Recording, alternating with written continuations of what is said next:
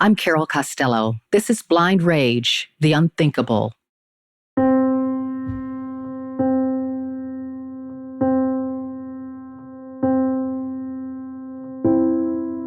It's hard to explain how I feel, even though I knew this day might come. Am I stunned? Yeah. Sad? Oh, yeah. I am achingly sad. I told you in the final episode of Blind Rage Season 1 there was a possibility the man convicted of brutalizing Phyllis Cottle could get out of prison. Today, I can tell you that for sure, there is a chance.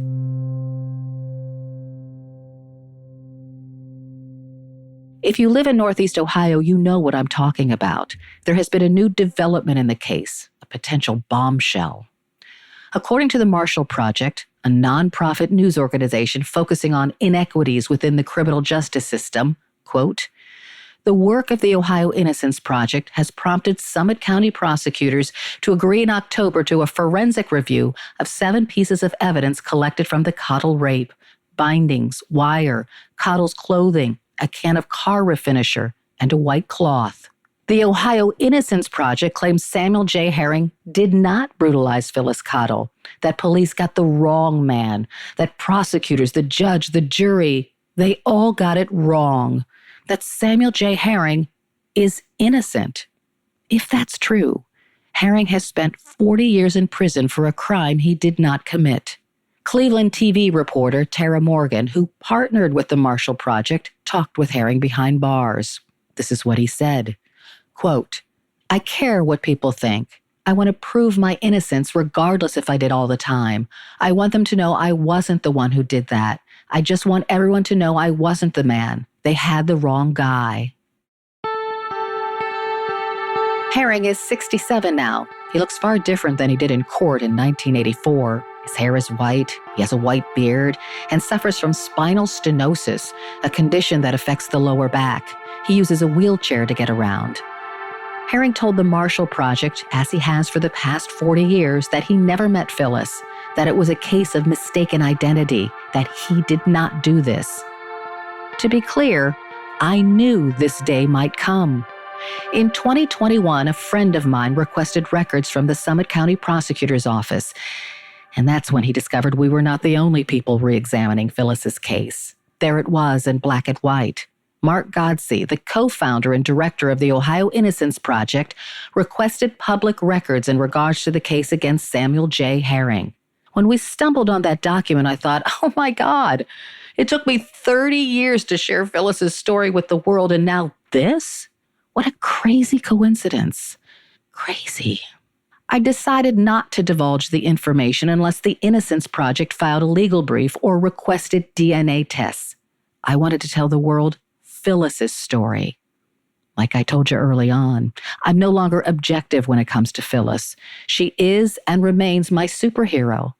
But if there is evidence Herring did not hurt Phyllis, he should be freed, full stop. Phyllis Cottle did her job. She survived.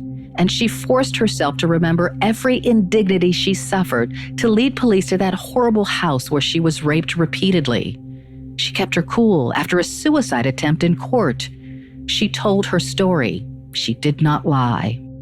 It was up to Akron detectives and Summit County prosecutors after that.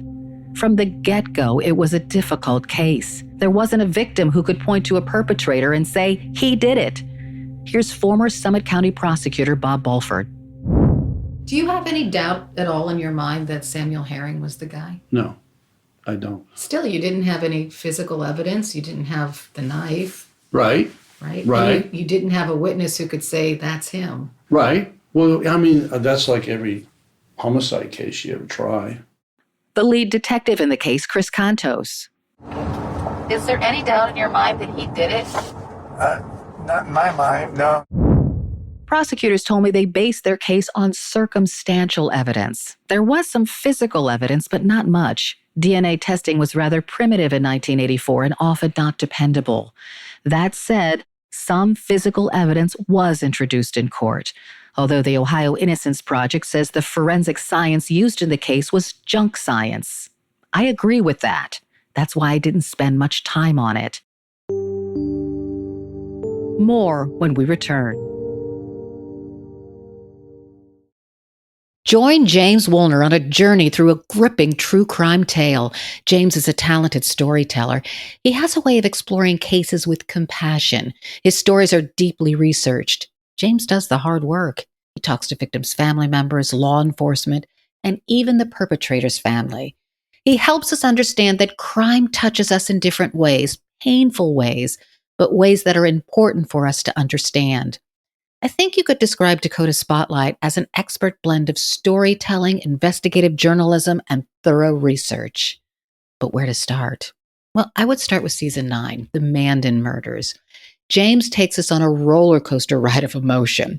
Set in Mandan, North Dakota, this 9-part series offers listeners a profound journey into the depths of the human experience amidst tragedy. James even talks with the family of the convicted killer, Chad Isaac. Trust me, this story will touch you. Give Dakota Spotlight a listen. Coming up on 5 Minute News, I'm Anthony Davis. You might think it's partisan because maybe it's critical of one side or the other, but it's not. It's just the truth. And I think that's also something that's kind of unusual for Americans listening to the radio or to podcasts, because the news landscape in the States has been so partisan for so many decades. So 5 Minute News is verified, truthful, independent, unbiased, and essential world news daily.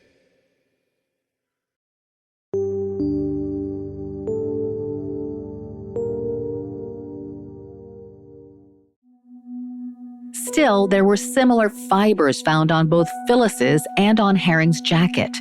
There were hairs found on the bindings and clothes that were similar to Herring's.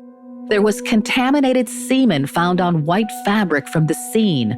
The big-ticket items for prosecutors, an eyewitness who positively identified Herring in court as a witness for the defense. The man, nicknamed Chili Mo, told the jury he saw Herring with a gym bag acting nervous at the 1286 bar, not far from the crime scene. If you look in his testimony in the direct, he says, I think I see him there. Wow.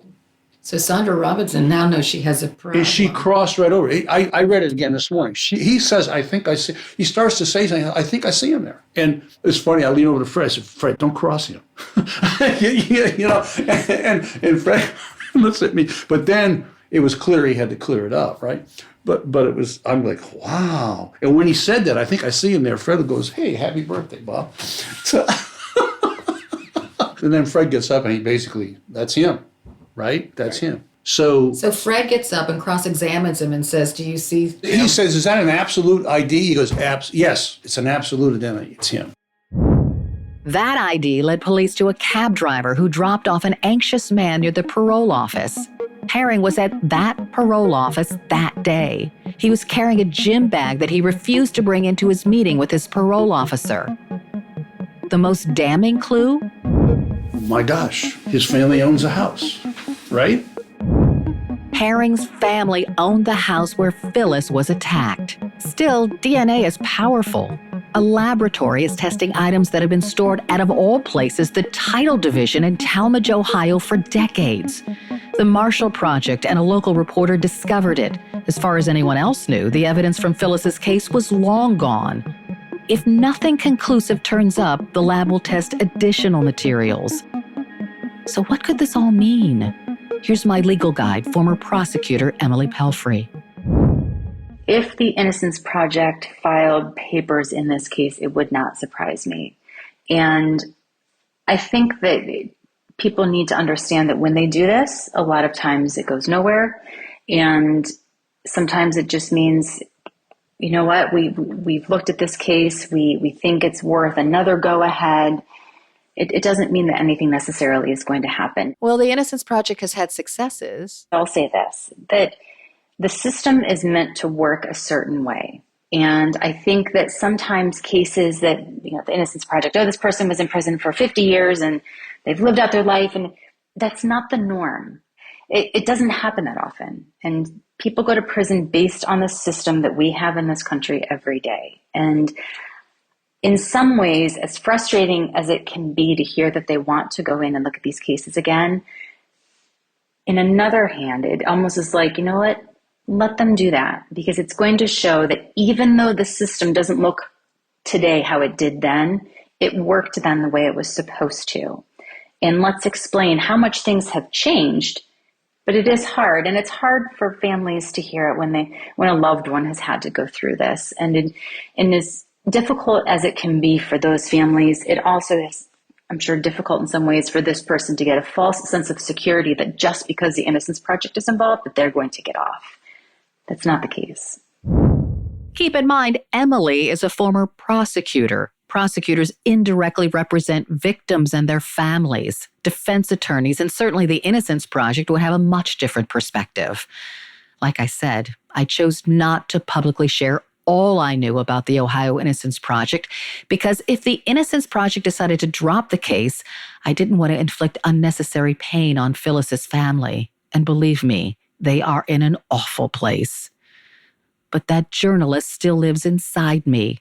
I have the responsibility to investigate further. Phyllis's family sat down with Summit County prosecutors so they could explain what new evidence the Ohio Innocence Project has that might free Samuel Herring, or at least cast reasonable doubt on those guilty verdicts. And I have to admit, it's a lot to take in. Is it possible everybody got it wrong? Detectives, prosecutors, me? And if it wasn't Samuel Herring, then who did it? I spoke with Dolores, the former Summit County Sheriff's deputy who guarded Phyllis's hospital room after the attack. She told me this. She said if Phyllis were alive today and this was brought to her attention, she would welcome it. So now a new chapter begins. I'm Carol Costello. Stay tuned for more Blind Rage.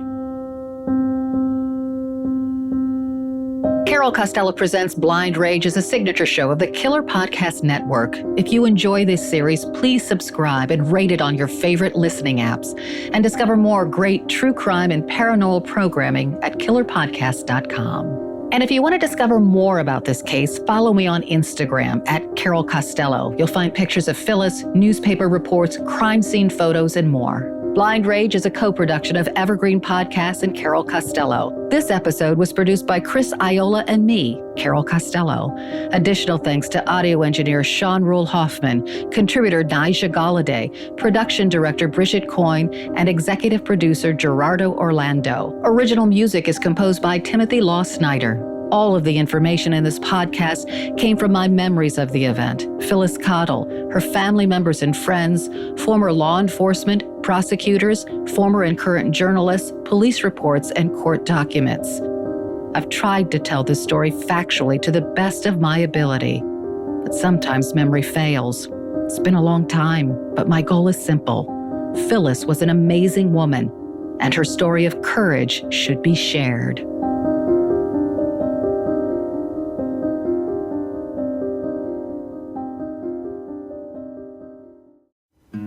Something is creeping in, don't follow it down. Let me introduce you to Barry Clue, an authorised financial advisor from New Zealand and a very special kind of stain on humanity. He was a very knowledgeable young guy. He was a registered financial advisor. Type of guy that was bending over backwards to help you. Now, you could be forgiven for thinking that Barry sounds like a great guy, and you'd be right. Well, right up until the point when you're wrong. It was all fictitious. She stole from my son who has a disability. Chris never knew. He died believing that we're all taken care of. A psychopath is somebody who lacks empathy, acts impulsively. I think there's a strong case that Barry might be all of those things, actually. To find out how Barry Clue stole over $15 million from 81 victims, subscribe to Clueless, The Long Con. That's Clueless, spelt Klooghless.